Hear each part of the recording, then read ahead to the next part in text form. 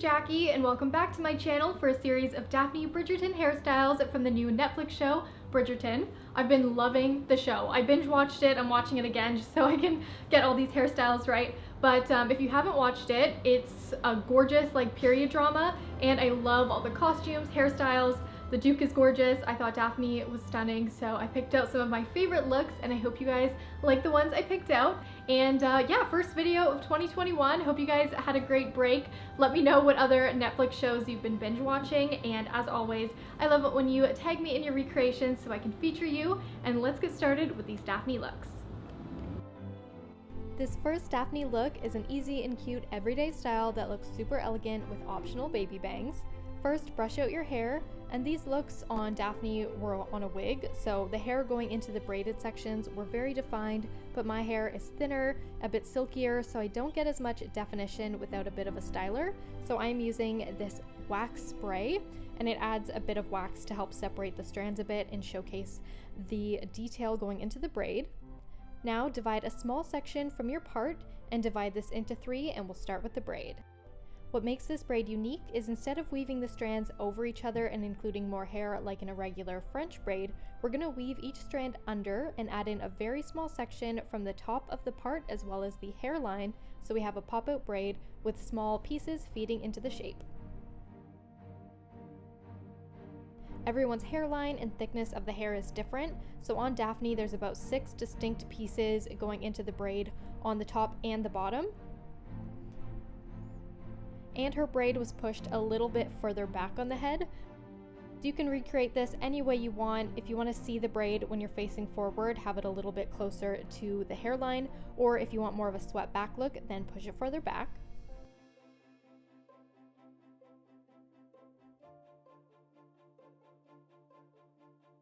I'm repeating the same steps on the other side, so adding in some styler, and then creating a lace Dutch braid. And with the sections, you want them to be very small pieces from the part and the hairline. You don't have to take a whole section, just the very top piece, and this will look more like Daphne if the pieces are small and consistent and have a small space between them as you pick them up. Once you've tightly braided, do a couple wefts to finish off the braid and then pin in an X under the hair. And now it's time to style the braids so they appear softer and more romantic. At the very start of the braid, we want the top section to poof up so you get a U shape going into the braid. And then because my hair is thinner, I was finding it hard to get that piecey look, so I took a styler one more time and sprayed it as I grouped together the pieces as well as the section on top. For the bangs, I saw a lot of hate comments about her baby bangs throughout the series, so you can always skip this, but for recreation's sake, I decided to take 2 tiny pieces of fake hair. I cut this from the bottom of an old extension I had, and it was already curled, and then I used a high hold hairspray that's going to kind of cement them together. I always use the OGX Bamboo Fiberful Big Hairspray. This will really keep it in place, and then I'm placing this cemented section under the first section of the braid. Not perfect, but it works great for a photo, and then I don't have to mess with bobby pins that can mess up the braid and everything. To complete the look, you want to curl towards your face with a tapered wand, and Daphne's hair was pretty undone, so you don't have to have the hair on the barrel very long.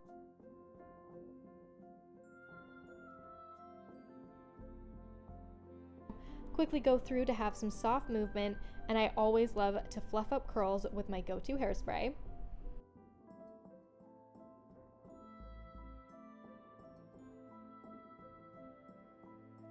My hair's a bit longer than Daphne's, but I still wanted to get that spiral curl at the bottom, so I'm brushing out and then gathering it into a ringlet curl. I like to do this by brushing, and then I'll tease it a little bit as I'm reshaping the hair. And blue is totally Daphne's color. If you have a blue top with fluttery sleeves, you're good to go. If you're still watching, make sure to comment the pop culture password, which is, "Where one suitor goes, the rest will surely follow."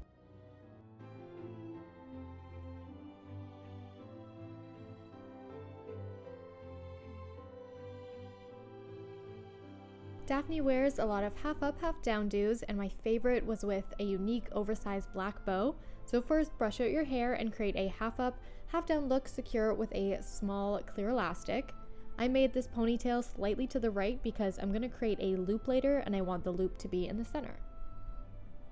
And then I was gonna skip the bangs, but it just did not give a Daphne vibe without them. So these are makeshift bangs that were the under layer of a full set of clip-in bangs from Bellamy. I cut them really short and they're more red than I wanted them to be. So I took a dark eyeshadow and I'm trying to cover up the band that's showing because they were not supposed to look like this.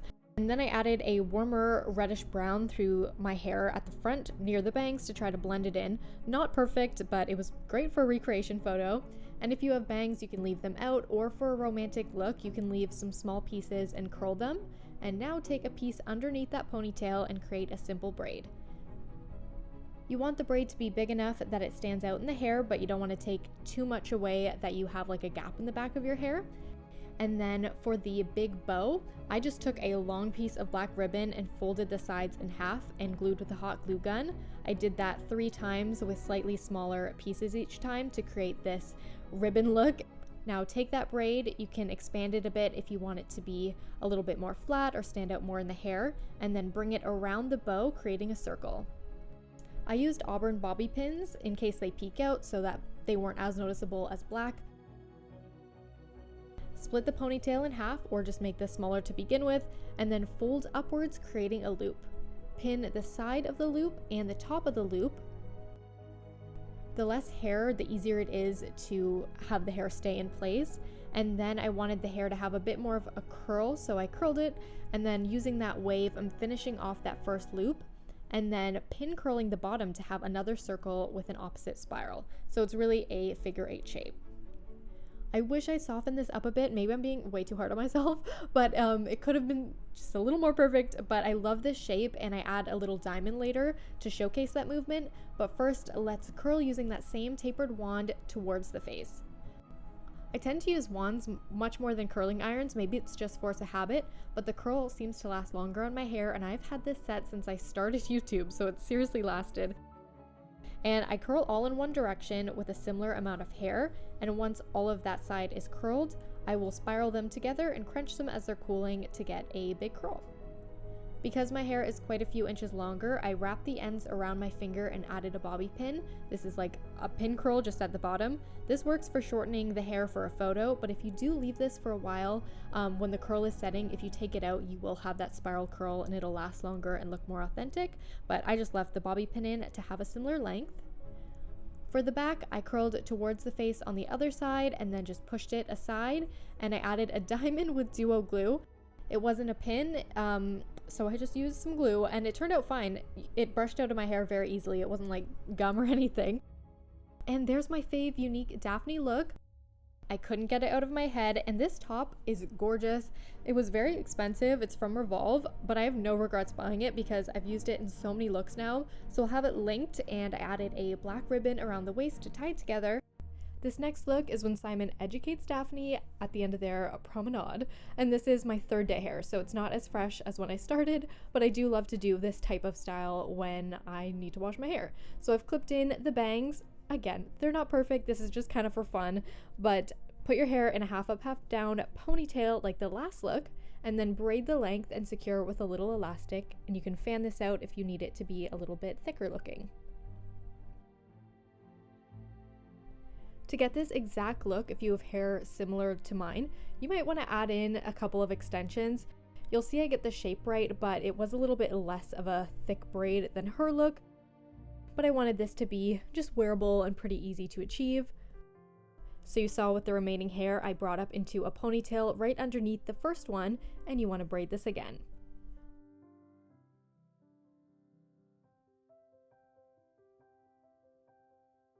With the bottom braided ponytail, create a bun and leave out the end to the side.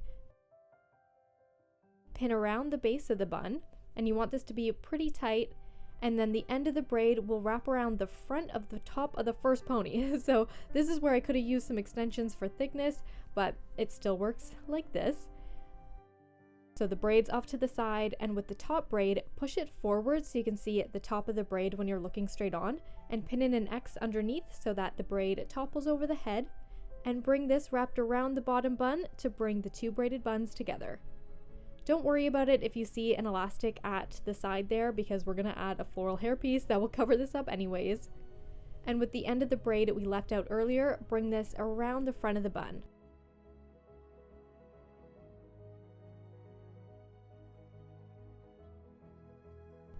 Now we have an interesting updo that's not too hard to do, and then add a floral piece to get the look. You could use a bow, a couple clips, but it is really nice to have an accessory that has quite a bit of volume so that you don't have to have, you know, tons of volume on either side of your hair. You can just kind of focus it on one and then add an accessory on the other side. Makeup, I kept it very light and natural, and I was going to do this curly half up half down do as well as this braided updo, but I felt like this video was getting a bit long. So if you guys love this video, let me know in the comments. I'll kind of gauge the enthusiasm and see if I should do a part 2. So let me know. If you loved Emily in Paris, I did do a series of looks for that show as well. Or maybe you are looking for something a little bit more modern. I have a series of 90s hairstyles that you might want to check out. Thanks again for watching, and I'll see you in my next one.